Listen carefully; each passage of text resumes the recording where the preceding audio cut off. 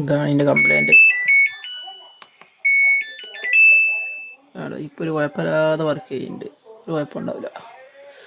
ഇനി അത് power of ചെയ്തിട്ട് ഓൺ ചെയ്യപ്പോൾ വീണ്ടും ഇതുണ്ടല്ലേ എറർ മോഡിലേക്ക് വരിക, DC എററിലേക്ക് പോവുകയാണ്. ഡോർ സ്വിച്ച് കാര്യങ്ങളെല്ലാം ബൈപ്പാസ് ചെയ്ത് നോക്കി, എന്നിട്ടൊന്നും റെഡി ആവുന്നില്ല.